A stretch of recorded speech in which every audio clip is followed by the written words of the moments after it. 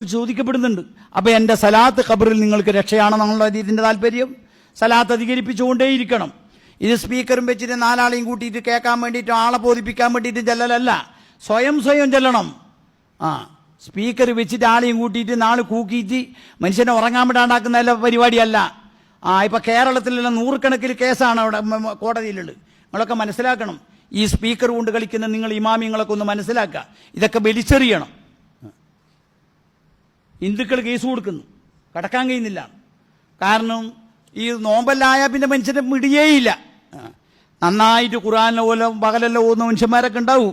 അവർ രാത്രിയാണ് കുറച്ച് വിശ്രമിക്കുന്നത്, കടക്കാൻ വിടൂല. ഉള്ള ശബ്ദത്തിൽ അങ്ങ് എടുത്തിട്ട് ഹിന്ദുക്കളെ കടക്കാൻ വിടുന്നില്ല, ഉറങ്ങാൻ വിടുന്നില്ല. കേസതാ, നൂറുകണക്കിന് കേസുണ്ട്. നിങ്ങൾ പോയി നോക്കി, ഞാൻ പറയുന്ന കളവാണെങ്കിൽ. നിങ്ങൾക്കിതൊരു മെയ്ക്ക്, അല്ലെങ്കിൽ മെയ്ക്കില്ലെങ്കിൽ ഇമാമിൻ്റെ ഓത്തു ശരിയില്ല, ഇമാമിൻ്റെ കുത്തുബി ശരിയില്ല. എന്താ നിങ്ങൾ മനസ്സിലാക്കാത്തത്?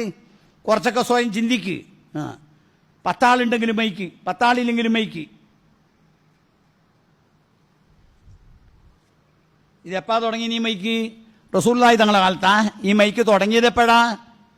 മുമ്പ് ഈ മൈക്ക് പിന്നെ വന്ന ഉടനെ. ഇത് ഞാൻ വിഷയങ്ങൾ പറയും, ആരും കുറ്റപ്പെടുത്തി പറയുന്നല്ല കേട്ടോ. നിങ്ങൾക്ക് തോന്നിപ്പോണ്ട ഞാൻ ആരോ കുറ്റപ്പെടുത്തുന്നു, ആരോടോ ദേഷ്യം ഉണ്ടായിട്ടാരും പറഞ്ഞു. ആരോടും എനിക്ക് നമുക്ക് ദേഷ്യമില്ല, ആരോട്. പക്ഷേ ഇതെല്ലാം സത്യാവസ്ഥയാണ്. കാര്യമായ പണ്ഡിതന്മാരൊക്കെ അതാ പറഞ്ഞ കിയനൂറൊക്കെ നിങ്ങൾ കാണണം. ആ മനുഷ്യനൊക്കെ കാണണം. മൂപ്പരൊക്കെ ഓതിക്കൊടുക്കുന്ന തൊഴുഫ് ഒന്ന് കേൾക്കണം. ഇൻഷായിലും ബൈത്ത് ഉണ്ടാക്കുന്നതിലൊക്കെ വളരെ സാരവത്തായ സാഹിത്യമുള്ള ബൈത്ത് മൂപ്പര് ഇതിനെക്കുറിച്ച് ഉണ്ടാക്കി.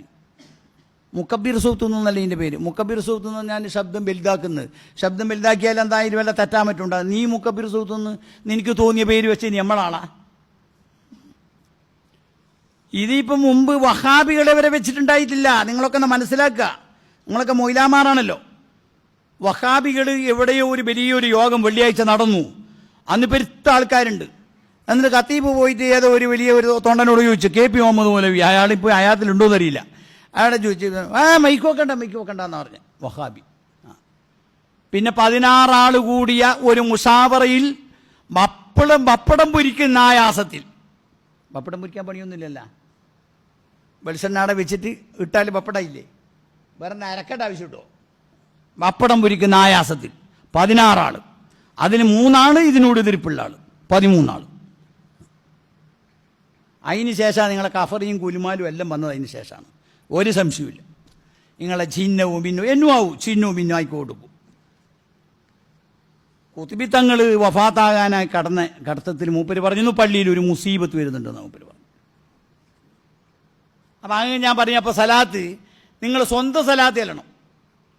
സല്ലല്ലാഹു അലാ മുഹമ്മദ് സല്ലല്ലാഹു അലൈഹി അതൊന്നും ചെല്ലില്ല. മൂപ്പർക്ക് സ്പെഷ്യൽ സലാത്ത് ജിബ്രീലാറ്റം കൊണ്ടു കൊടുക്കണം, അതേ ചെല്ലുള്ളൂ. ഈ സല്ലല്ലാഹു അലാ മുഹമ്മദ് സല്ലല്ലാഹു അത് പിള്ളേരില്ലെന്നല്ലേ നമ്മുടെ ചേക്കൊന്നെ പറയലുണ്ട്, സദഖത്തുള്ള പറയലുണ്ട്. അത് പദ്യരൂപത്തിലുള്ള ഒരു സലാത്താവുന്നു. സല്ലല്ലാഹു അലാ മുഹമ്മദ് കുട്ടികൾക്ക് മദ്രസയിൽ നിന്ന് ചെല്ലുന്നല്ലേ ഇത് പദ്യരൂപത്തിലുള്ള സലാത്ത്. അത് ചില ആൾ അള്ളാഹുവിൻ്റെ റസൂലിനോട് അങ്ങേയറ്റത്തെ തഅലീം കൊണ്ട് സല്ലല്ലാഹു അലാ സയ്യിദിന ഇല്ല, നിങ്ങൾ കൂട്ടണ്ട. പൂർവികന്മാരുടെ ബഹുമാനം നിങ്ങൾക്ക് റസൂലോടില്ല, അത് ഉറപ്പായ നമുക്ക്. സല്ലല്ലാഹു അലാ മുഹമ്മദ് ആര് പറഞ്ഞതാ? ഹദീസുൻ റവാഹു ഷഹറാനിയും. ഷഹറാനി ഇമാം റിപ്പോർട്ട് ചെയ്ത ഹദീസാണ്. അല്ല